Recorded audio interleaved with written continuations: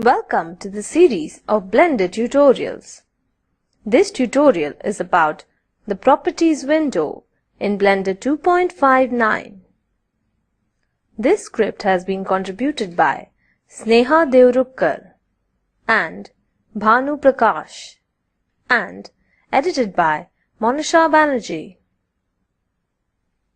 After watching this tutorial, we shall learn what is the Properties window, what is the render panel in the Properties window, what are the various settings in the render panel of the Properties window. I assume that you know the basic elements of the Blender interface. If not, then please refer to our earlier tutorial, Basic Description of the Blender Interface. The Properties window contains various panels. It is located on the right-hand side of our screen. At the top of the Properties window, there is a row of icons. These icons represent the different panels which come under the Properties section. Render, Scene, World, Object, etc. These panels contain various settings which are very useful while working in Blender. We must resize our Properties window for better viewing and understanding. Left-click the left edge of the Properties window, hold and drag to the left.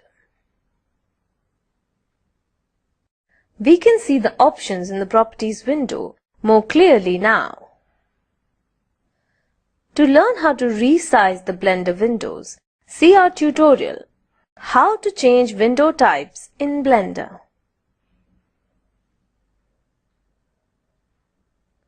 Render is the first panel in the Properties window. By default, it gets displayed on the Blender interface whenever we open Blender. The settings in this panel are used to create the final output of the animation. Image is used to render a single frame of active camera view. Left-click image. For keyboard shortcut, press F12. The active camera view is rendered as a single frame image. Press Escape on your keyboard to return to the 3D view. Animation is used to render an entire range of frames or an image sequence and create a movie file. By default, the frame range is 1 to 250 on the timeline. Left-click animation.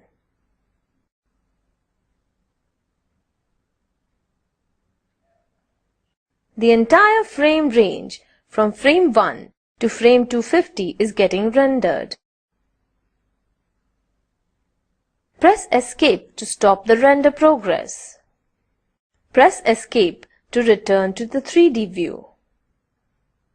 Go to Display in the render panel. Display helps us choose how to view the render progress on the screen. By default, the display is in Image Editor mode. Let me demonstrate. Press F12 to render the active camera view. The render display appears as the UV Image Editor. The 3D view changes to the UV Image Editor every time we render the active camera view. To learn about the UV Image Editor, see the tutorial Types of Windows, UV Image Editor. Press Escape to return to the 3D view. Go to Display in the render panel. Left-click Image Editor. This drop-down menu shows a list of render display options. Left-click to select Full Screen. Press F12 to render the active camera view. Now, the entire Blender screen gets replaced by the UV image editor. Press Escape to exit the full screen render mode and return to the Blender workspace. Go to Display in the render panel. Left-click Full Screen. Select New Window from the list. Press F12 to render the active camera view. Now, the render display appears as a new window over the Blender workspace. You will find this very useful when rendering previews of your animation. We shall see how to do this in later tutorials. Close the render display window.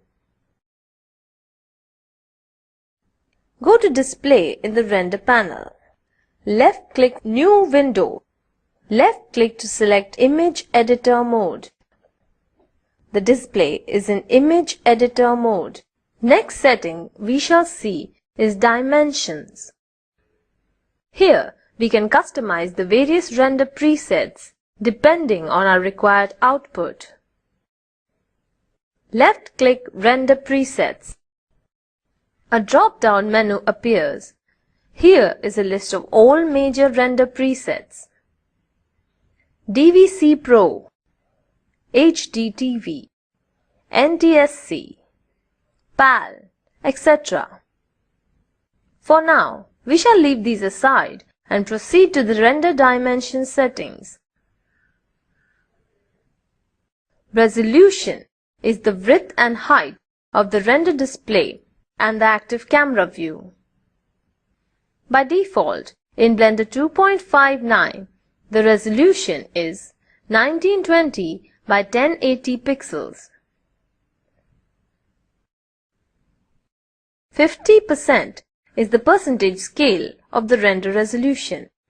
That means only 50% of the actual resolution will be rendered. Let me explain. Press F12 to render the active camera view. This is the default render resolution. It is only half or 50% of the actual resolution. Close the render display window. Left-click and hold 50% under resolution in the render panel and drag to the right. The percentage changes to 100%. Another way to change the percentage is left-click 100%. Now, type 100 on the keyboard and press Enter. Press F12 to render the active camera view. Here is a full 100% resolution render of 1920 by 1080 pixels. Close the render display window. Now, I want to change the resolution to 720 by 576 pixels. Left-click 1920. Type 720 on your keyboard and press Enter. Again, left-click 1080. Type 576 on your keyboard and press Enter. Press F12 to render the active camera view. Here is a full 100% resolution render of 720 by 576 pixels. Close the render display window. Go to Frame Range under Dimensions in the render panel. Frame range determines the renderable animation length for your movie. As I said before, by default, the frame range is 1 to 250. Left-click Start 1. Type 0 on your keyboard and press Enter. This is the starting frame or first frame of our animation length. Left-click End 250. Type 100 on your keyboard and press Enter. This is the ending frame or last frame of our animation length. So, now we have a new frame range for our animation. Go to Timeline below the 3D view. Notice how the timeline display has changed now because we changed the frame range in the render panel. To learn about the timeline window, see the tutorial, Types of Windows, Timeline. Go to Aspect Ratio under Dimensions in the render panel. Notice that when we changed the resolution, the aspect ratio changed as well.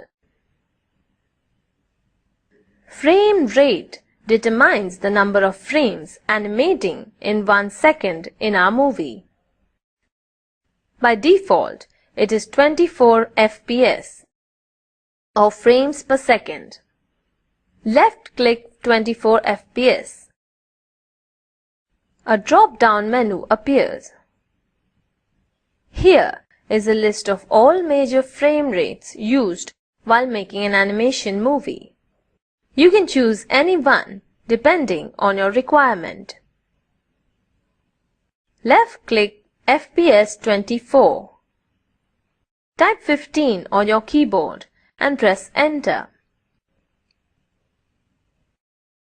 So now, our frame rate has changed to 15 frames per second. Next is Output.